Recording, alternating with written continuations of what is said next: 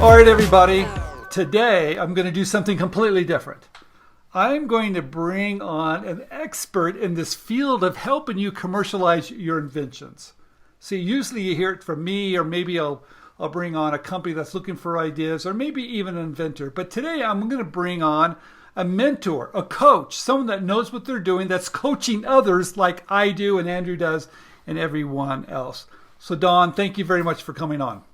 Well, thank you, Stephen. I really do appreciate the opportunity to be on here with you. Well, we've known each other for quite a few years, Yeah. probably over a decade. And Mhm. I know that you've been helping inventors. Andrew's been helping inventors with his in the past, working with clubs. But you do a couple different things, and I want to talk about the two things first. Sure. You have a YouTube channel, which people can Right. subscribe to and get good information. And Absolutely. Empowered Inventing. Okay. And we'll have a link down below. And so they can go there and they can get great tips from you there. But also, what's really unique is that where do you live? I am in Lexington, Kentucky. Okay. And you have a group, an inventors group, correct? That Yes. you have meetings? How often? Exactly. It's the Inventors Network Kentucky. We actually do 3 meetings every month. We have what we call our open meeting, and that's where people can come in. We have different featured speakers. They learn a lot. We have some educational stuff. We have some fun. It's a good way to just kind of come to kind of find out what we're all about and kind of get to know us. Okay.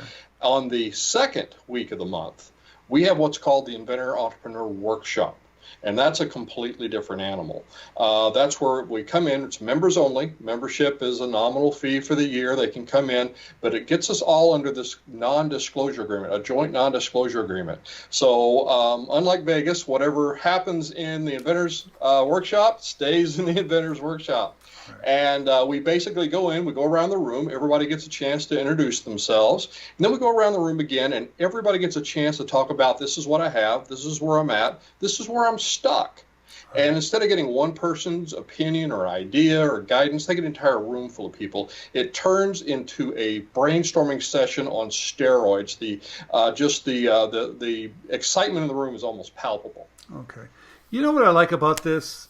We have this YouTube channel and we have a lot of videos, but at the end of the day, finding your inventors group is really important. Yes. I'm a big believer that you cannot learn everything by watching these videos. Okay. Because sometimes you need to get with other like-minded inventors, learn a lot from experts that are there, and you can build your network, right? Mm-hmm. Because you have people some people that specialize in prototyping, some people specialize in intellectual property. It's kind of like your group of, kind of like your extended team, isn't it, to have all those people?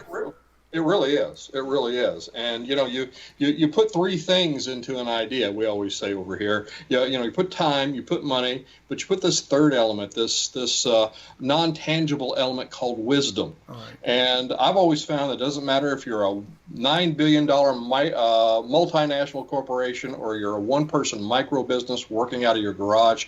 If you don't have the wisdom first, you won't know where to spend the time and the money. Right. Okay. All right, so today, everybody, if you're in the area, stop on by, join, be part of the group. You're gonna learn more, save yourself more time, energy, and money because you're gonna learn how to do this faster. But if you're not in the area, you can go to your YouTube channel. We also have online meetings now. On the second Thursday of the month, usually, you can go to kyinventors.org and we've got all of our meeting listings there. But you can actually go online and join us from anywhere now. All right, great. So you got it covered. So today we're going to talk about let's talk about some of the problems inventors have, or maybe in their minds a little bit, right? Mm-hmm. Most inventors are pretty nervous that their ideas are going to be stolen. How real is that, and how do you overcome that? Well, and that's one of the reasons we have the non-disclosure agreement. It's so everyone can feel comfortable that they're not going to get their ideas stolen. But to be honest, in my background and my backstory is I'm serial inventor, serial entrepreneur, bootstrapped a company out of a farmhouse 23 years ago, grew it into a business, actually ended up selling that. But in all the products that I came out with and all the ideas that became products that were successful, I really personally never had an idea stolen unless it was already out on the shelf and making a lot of money first. That's when everybody wanted to copy me. All right. When it was just an idea, nobody cared. Okay. So how important is it to have a patent? I mean, should I have a patent at the very beginning? Should I run out and spend X amount of money on a patent on an idea I don't even know has legs? Well, you see, that's just the thing. I'll see a lot of inventors. The first thing they want to do is rush out and just see that big that high-powered lawyer and pay him a lot of money for a big patent, and that's really not step one. You can, and there's good attorneys and bad attorneys out there, but I always use the grocery store mentality. If you go to the grocery store, they will give you a shopping cart, and you can fill that thing all the way to the top. And guess what? When you get to the checkout counter, they will sell you every item you've put in that cart. It's not any different with attorneys. Good attorneys, bad attorneys, doesn't matter. They will sell you that thing. Now, maybe you don't need a shopping cart full of bananas. Maybe they'll all be rotten before you can get to them. So same way with intellectual property. There are really, really smart strategies, and I know we're really on the same page with a lot of this about how you go about doing this, where you can start with not a lot of money and actually protect yourself in a smart way. Okay. Yeah, we like to talk about a provisional patent application. It's a very affordable. In most situations, you can do it yourself. It gives you that really stake in the ground because it is first inventor to file, so you can file it, but it doesn't have to have all the legalese in it, right?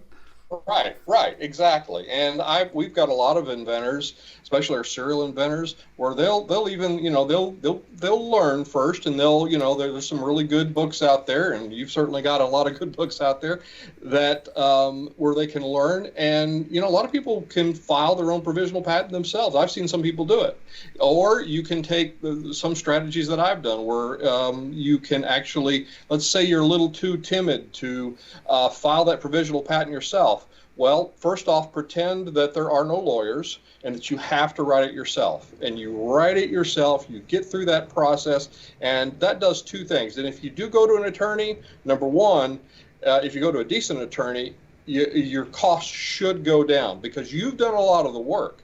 Number two, you're going to communicate with that attorney so much better because you've written it out, you've thought it through, and you're able to communicate with them exactly. You're not just throwing a napkin sketch at them and saying, here, make me a patent. All right, good advice. Don, tell me this. So I've got this idea. I'm asking my friends. They think it's a great idea. Everybody's telling me it's a great idea. Is there any way I can test it, or how do I go about it to figure out if I really have a marketable idea? Well, I always say that people that you are in a relationship with are the worst people to ask whether you have a good idea or not. And when I say relationship, it could be your spouse, or it could be the person that you're buying coffee from at the local coffee shop. Those are all relationships, and those people aren't going to want to hurt your feelings. All the way down to the guy selling you coffee. So you're going to get tainted results. You go around and say, everybody thinks this is great, but really where they tell the truth is with dollar bills. So that's where I like, from my bootstrapping background and history, I like making a small lot and having the right protection strategies in place and taking it to a small a venue where you can actually get good feedback. And if you can get good feedback from a small number of people, that is very, very telling. Yeah, if you don't have bad feedback, the same thing. It's very, very telling. Well, either way, it's good. You need that information. We always tell everybody, if you're going to license an idea, and I know that you deal with people that want to license, they want to venture, they want to commercialize it, they don't care which way. But through licensing, a one-page advertisement, we call it a sell sheet, showing it to a company, you might get a pretty good read. Right. There's interest or not interest, and that's pretty affordable too. But Absolutely. yeah, one last question: prototypes. Now, Yes. I love them. I love building them. I love to get my hands in there. I'm going to learn so much about a prototype. Do I need to spend tens of thousands of dollars on a prototype? Well, I got a great story for that. I had a guy come into one of our workshops one time, and he said, Don, I've got this great idea for a product, and I've got some guys that are going to build me my very first prototype, and they're only going to charge me $5,000. And I looked at him and I said, I am begging you, do not spend $5,000 on your first prototype. First thing it's going to do is break. You're going to look at it and you're going to say, I didn't realize it was going to do that, or I didn't realize it wasn't going to do that. And you're going to have to throw that one away and build another one. But it will teach you. So that's why when I say prototypes, I always move them into two different categories of what I call a Frankentype and a demo type. The Frankentype is where you've snug out of the graveyard of broken products and spare parts. You've used glue sticks and duct tape. The result is a prototype that only an inventor could love. But you've taken that first important step in prototyping the right way. You've built it, you've proven that it works, and you haven't spent a lot of money. That's when you want to move to what I call the demo type. And that's where you're prettying it up. You've already tested the function, and you've done it cheap. You know it works. It's humming. Now you're going to make a pretty one, and you're going to take that to try to sell or license. Got it.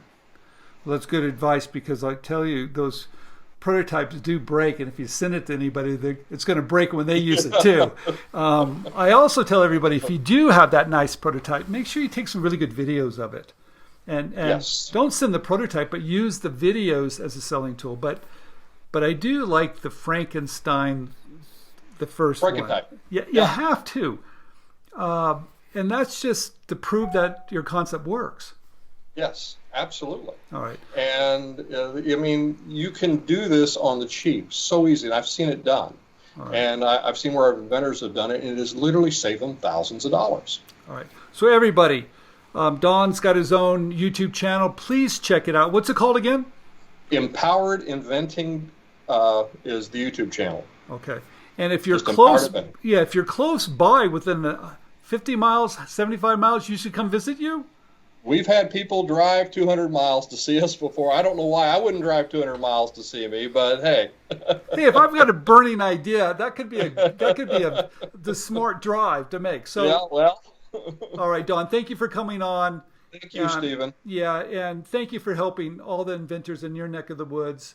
Well, thank you for your work and what you do as well. I really appreciate it. No, thank you very much, and we'll have you back on. Everybody, Don, check him out. If you're in the area, he's the guy to go to. This is Stephen Key. Subscribe down below. Thank you very much.